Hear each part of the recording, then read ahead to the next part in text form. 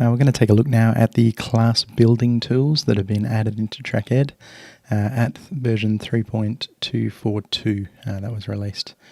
Okay, so we're going to go ahead and we'll choose our Year 6 cohort, and we're going to go into the report options to find the class builder, and it's in the blue area here called class builder. So when we choose this, it'll pop up a new window in order for us to either create a new class allocation or revisit any prior allocations that we put together. So you can do this as many times as you like for any of the year levels at your school, and you can come back and revisit those. You can duplicate them, you can add to them, change them, or you can create new ones. So that's where we're going to start today. We'll create a new one, and we're going to make this for English grouping memo. We can make that whatever we want. And we can pick a cohort at our school. So I've got 102 students in Year 6. Or we've got an option here to use an advanced find to select our students. So if you're doing composite classes, maybe you're doing excellence classes with other classes randomized, you can use advanced finds, maybe tagging to bring the right students together to do this for. So first of all, I'm going to choose 4 classes. And we then have a bunch of choices here as to how we want these classes built. And we could choose random if we want to.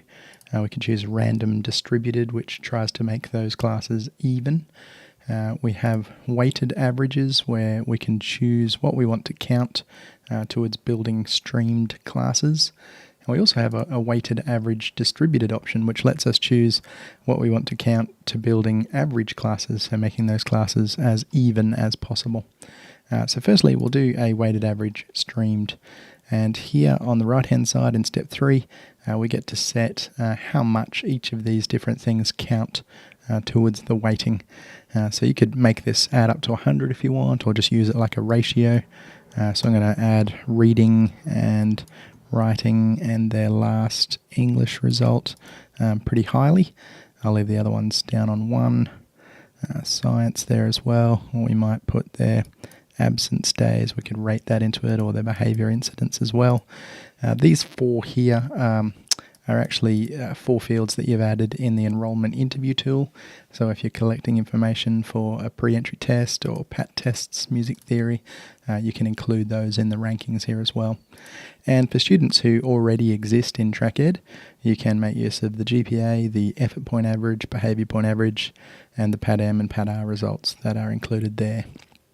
Okay, so once we've set these ratios the way we want them, we've got 4 classes about to be built. We just hit the continue button.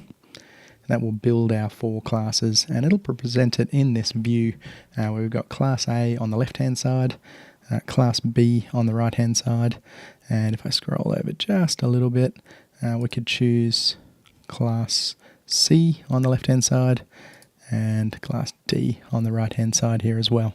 Okay, so I'll just put that back to Class 1 and Class 2, and we'll scroll back over. Now you can see here we've got all the students listed with a bunch of information about them. If you have used the learning support section in the enrolment interview or entered in Social Plus, Social Minus, or their LOTE class in the enrolment interview profile, those will also show up here as well. And scrolling down the bottom, we actually have statistics made up for these particular classes as well. So based on their NAPLAN results, based on their English, Maths, Science results, absence, behaviour averages, learning support, social positive, social minus totals. And we also have a male-female split, ATSI, EALD, out-of-home care, and AIMS percentages for each of these classes as well. Okay, so these are ranked classes that we've done here. If I want to, I can just click on one of these orange arrows and it will move students between the 2 classes. And yeah, you can make up and adjust based on that. That'll actually automatically update these class statistics at the same time. Okay, so that was our first example. If I exit and save out of here, that one will be available in this revisit prior allocation. So I can go back and choose show allocations for the Year 6s, and that's the ENG one that I did here. And I could add new students to that, I could duplicate it, or I could show the allocation, and it just takes me back to what we had done previously, where I can edit and change that. Exit and save. Okay, we're going to create a new allocation again.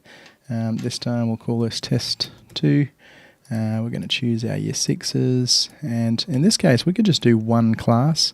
That would actually add all 102 students to a single class, and that way we could build our own classes manually. So if you like to not have a computer make the decisions, you like to have a lot of control over how your classes are compiled, just make one big class and then manually add maybe your 4 individual classes, and you can shuffle the students into each class manually. So that gives you a whole lot of control, and it also gives you that make-up statistics down the bottom of each class that you can use. But instead of that, we're going to do another option here. We'll do 4 classes, and we're going to do the weighted distributed option. So I'm going to use the same information I had here before. We might bump up maths and bump up science a little bit as well. In this case, we're actually going to make 4 even classes based again on these rankings. So I'll hit continue, and it's going to compile these classes now. So I've got a class of 25, a class of 26, and these are the makeup of those individual classes. And again, I can choose from the top this time if I want to, class C and class D, and you can see the makeup of those classes. If you're not happy with something, I might move Raymond Reddington over to this class. I might pick up class A on the right hand side, and so from class C I might move Abby Bartlett over into class A. So you can move from any class to any class, and it'll live update those statistics down the bottom as you go. Okay. If you then add new students, it'll pick up any new students in the system that weren't available as you originally did these classes. So if you're importing a futures list of students, then later on new students they can come into an unallocated class, and you can shuffle them into classes, or you can redo this process again. Okay, we'll just do a final test here, test 3, and we'll pick out your 6s. And we'll do 4 classes again, and this time we'll do the random distributed just to see how that one looks by comparison. Okay, if you're wondering about those 4 different options there's a little information button which explains them in a little bit more detailed. In this one we are trying to even up things like male-female split, but otherwise it's completely randomized.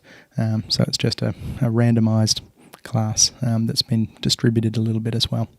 Okay, so we hope that this class building tool will be a useful addition. You can then export from here class summaries, cohort summaries. There's a few different things that you can get out of this for class lists. But yeah, hopefully this is a useful tool.